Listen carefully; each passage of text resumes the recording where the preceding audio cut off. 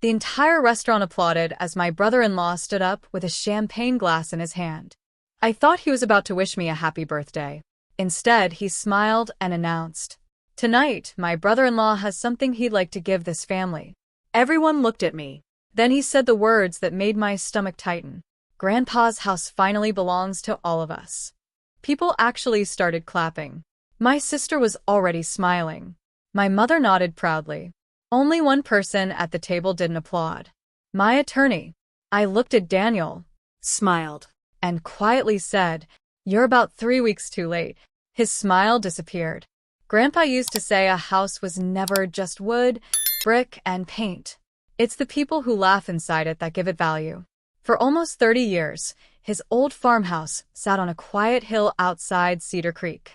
Every birthday, every Thanksgiving, every Christmas morning happened beneath its weathered roof. My cousins learned to ride bikes in the driveway. My sister carved our initials into the oak tree out front. Grandpa never scolded us for it. He only laughed and said memories were harder to erase than scratches. When he passed away 18 months ago, the reading of his will surprised everyone. He left the farmhouse to me, not because I was the oldest, not because I was the wealthiest. I wasn't either. He left it to me because, during the last 4 years of his life, I was the one who showed up. I drove him to doctor's appointments. I fixed leaking pipes. I mowed the lawn every Saturday. I sat beside him on quiet evenings while he talked about grandma, baseball, and the mistakes he'd made in life. I never imagined those ordinary afternoons would become the reason I inherited the place. Some relatives congratulated me. Others smiled, without ever reaching their eyes.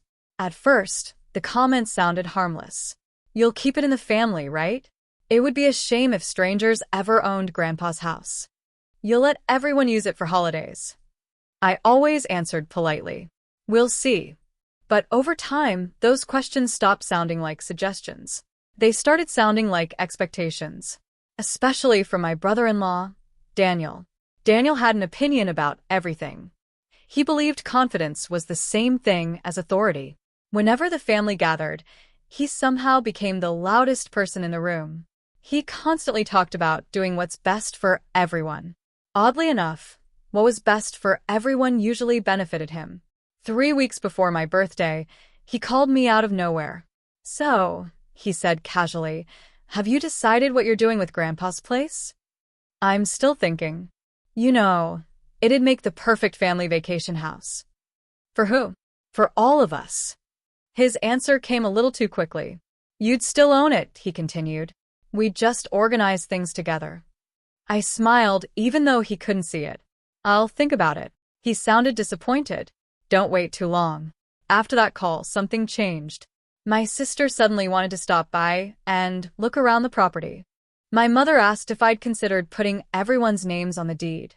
Even cousins I hadn't spoken to in years started asking questions about renovations, property taxes, and future plans. No one ever asked how I was doing. They only asked about the house. By the time my birthday arrived, I already knew the celebration wasn't entirely about me. Still, I chose not to cancel. Maybe I hoped I was imagining things. Maybe I wanted one normal evening. The restaurant overlooked the river. Soft piano music drifted through the dining room while waiters carried out steaks, pasta, and birthday desserts. Nearly 20 relatives came. Everyone smiled. Everyone hugged me. Everyone acted perfectly normal. Until dessert arrived. The lights dimmed. The staff placed my birthday cake in front of me while everyone sang. I thanked them, blew out the candles, and for one brief moment, I thought the evening might actually stay peaceful. Then Daniel stood up. He lifted his wine glass. "I'd like to make a toast." The room quieted immediately. "First," he said with a wide smile, "happy birthday." A few people clapped. Then his smile changed. "Second, I think today is the perfect time to settle something that's been hanging over this family." Every instinct in my body told me where this was going. Daniel looked around the table before turning toward me. "You know, everyone loves Grandpa's house." Several relatives nodded. "It belongs to the family," he continued. "Not just one person." Silence. He leaned forward. "So, when are you finally signing it over so all of us can enjoy it?" My sister smiled as though the question had already been approved. Mom slowly nodded. Even two cousins watched me expectantly. No one seemed surprised, which meant this conversation had probably happened before, just without me. I looked around the table. Then I noticed someone quietly sipping iced tea near the end. My attorney. I had invited him to dinner weeks earlier under the excuse of thanking him for helping with estate paperwork. Only I knew why he was really there. Daniel laughed confidently. Come on, he said. It's your birthday. What better gift could you give the family? I picked up my coffee, took one slow sip, set the cup back onto the table. Then I looked directly into Daniel's eyes. I can't give the family Grandpa's house. He grinned. Why not? I smiled. Because I already sold it. The smile disappeared from his face. So did everyone else's. For 3 long seconds, nobody moved. It was as if every sound inside the restaurant had disappeared. Daniel blinked once, then twice. Finally, he laughed. Not because he believed me, because he thought I was joking. Good one, he said, grinning. Seriously, when are you transferring the house? I already told you. I folded my napkin and placed it beside my plate. I sold it. The grin slowly vanished from his face. What? I sold Grandpa's house. My sister pushed her chair back so quickly it scraped across the floor. You can't be serious. I am. Mom stared at me in disbelief. You sold our childhood home? No. I corrected gently. I sold my house.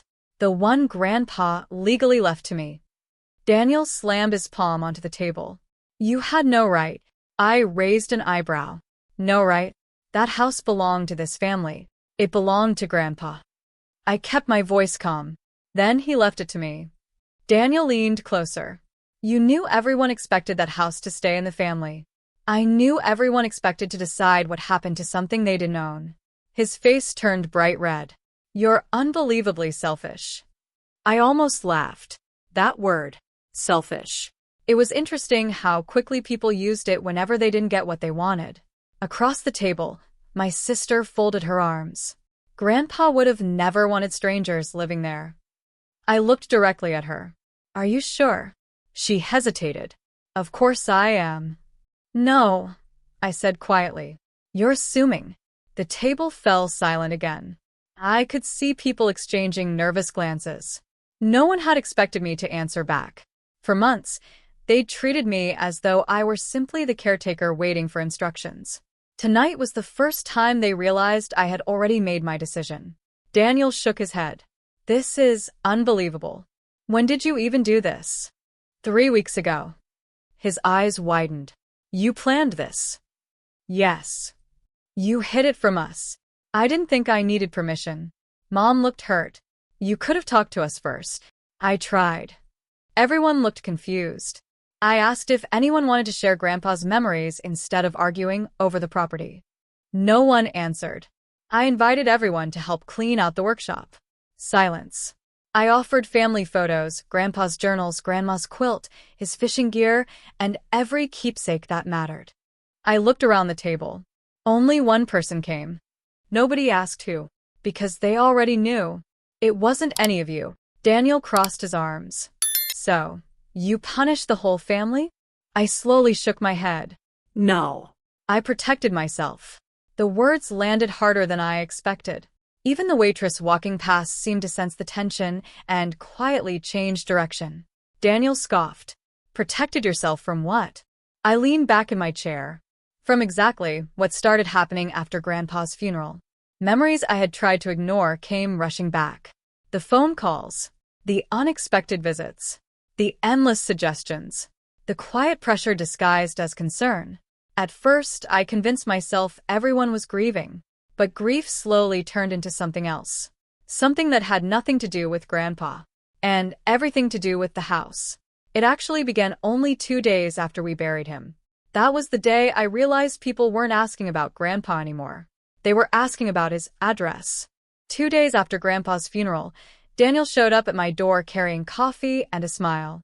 At the time, I thought he was checking on me. Instead, he spent 15 minutes talking about property values. You know, he said, That land is worth a fortune now. I shrugged. I haven't really thought about selling. You shouldn't sell, he replied immediately. You should let the family manage it. Manage it. That word stuck with me. Over the following weeks, similar conversations kept happening. My sister wanted to store a few things there. One cousin suggested turning it into a vacation rental. Another relative thought it should become the permanent location for every holiday gathering. Everyone had plans. None of them asked what I wanted. Then one afternoon, I drove to the farmhouse to finish sorting Grandpa's workshop. As I opened the old wooden cabinets, I found a small envelope tucked beneath his toolbox. My name was written across the front in his familiar handwriting. Inside was a single handwritten letter. If you're reading this, I'm probably gone. I had to stop for a moment before continuing. People will argue over this house. Don't mistake guilt for love. The people who truly cared about me never cared about this property. This house gave me a lifetime of memories. It doesn't owe anyone another lifetime. Live your own life. Don't become the caretaker of everyone else's expectations. I read those lines 3 times. Then I folded the letter and slipped it into my wallet. That evening, I called an estate attorney. Not because I wanted to sell, because I wanted to understand every option before someone else tried making the decision for me. Over the next month, I met with an attorney, a financial planner, and a realtor. There was no rush, no secret revenge, just careful planning. Eventually, a young couple toured the farmhouse. They brought their 7-year-old daughter. Instead of talking about resale value, she ran straight toward Grandpa's old oak tree. "Can I have a swing here?" she asked her parents. Her father smiled. "If we get the house." The little girl wrapped both arms around the tree like she'd already fallen in love with it. For the first time since Grandpa passed away, the place didn't feel like an argument. It felt alive again. That's when I knew Grandpa would have liked them. 3 weeks before my birthday, we signed the closing papers. Before handing over the keys, I removed every family photograph. Grandpa's military medals, Grandma's quilt, his journals, his fishing hat. Every memory that truly mattered came home with me. The buyers weren't purchasing our history. They were beginning their own. I never regretted it. Back at the restaurant, Daniel was staring at me as though I'd confessed to burning the house down. "You can cancel the sale," he insisted. "I already checked. The documents are recorded. The money's transferred. The new owners moved in last weekend." His mouth opened. Nothing came out. My sister whispered, "You actually planned all of this?" I nodded. Yes. Long before anyone planned this conversation. For the first time that evening, nobody had another argument. Only silence. And somehow, that silence said everything. The birthday dinner ended without another argument. No one even touched the cake. Daniel stormed out first. My sister followed close behind. The rest of the family left in small groups, whispering to one another as though they still couldn't believe what had happened. I paid the bill, thanked the restaurant staff, and drove home. For the first time in months, I slept peacefully. 4 days later, my attorney called. "You'll find this interesting. What happened? Your brother-in-law has contacted my office 3 times. I couldn't help smiling. What does he want? He wants to know if there's any way to cancel the sale. And I gave him the only answer the law allows. There isn't. Apparently, that wasn't enough. Over the next week, my mother, my sister, and even 2 cousins called my attorney separately. Every conversation ended exactly the same way. The sale was complete. The deed had been recorded. The buyers legally owned the property. Nothing could reverse it. I thought that would finally end the matter. I was wrong. A week later, my attorney invited me to his office. "There's something you should see." He placed a sealed envelope on the conference table. Across the front, in Grandpa's unmistakable handwriting, were 6 simple words. "Open only if there is conflict." I stared at it. "I've never seen this." "You weren't supposed to," my attorney said. "Your grandfather left instructions that this letter should remain sealed unless anyone challenged his decision." Slowly, I opened the envelope. Inside was a handwritten letter. My hands actually trembled. If this letter is being read, then people are arguing over my house instead of remembering my life. I stopped for a moment. Grandpa knew. He had seen this coming. I continued reading. To my family, a home is something you build with kindness. It is never something you inherit through entitlement. I chose one person to receive this house because that person gave me something no one else could. Time. No one was asked to compete. No one was expected to earn anything. But when I needed help, only one person consistently showed up without asking what was in it for them. I swallowed hard. The room was completely silent. Even my attorney looked away to give me a moment. The letter continued. If my house has already been sold, then good. A house should never become a prison built from other people's expectations. Memories belong to people. Buildings belong to time. If selling that property gives you peace, then you have my blessing. At the bottom was one final sentence. Protect your future the way you protected my final years. I folded the letter carefully. For the first time since Grandpa passed away, I wasn't grieving anymore. I felt understood. My attorney asked quietly, "Would you like copies made for the family?" I nodded. Everyone deserves to read it. 2 days later, the family gathered again. This time there was no birthday cake, no speeches, no celebration, just silence. My attorney read Grandpa's letter aloud from beginning to end. Nobody interrupted. Nobody argued. When he finished, the room remained quiet. Daniel stared at the floor. My sister wiped tears from her eyes. Even my mother couldn't say a word. Finally, Daniel cleared his throat. "I didn't know." "No," I replied calmly. "You never asked." That was the last conversation we ever had about the farmhouse. Life slowly returned to normal. I invested part of the money from the sale. Another portion went toward creating a college scholarship at Grandpa's old high school in his name. Every year, one hardworking student receives help chasing a dream. I think Grandpa would have smiled at that. Several months later, I drove past the old farmhouse. Children's bicycles rested beside the porch. A swing now hung from Grandpa's oak tree. The little girl I'd met during the showing was laughing while her father pushed her higher into the summer sky. For just a second, I could almost hear Grandpa laughing too. I didn't stop the car. I didn't need to. Some memories don't live inside walls. They live inside us. People still ask whether I regret selling Grandpa's house. The answer never changes. No. Because Grandpa never wanted me to spend the rest of my life protecting a building. He wanted me to protect my peace. Selling that house didn't erase his legacy. It gave someone else a place to create new memories, and it gave me the freedom to finally live my own.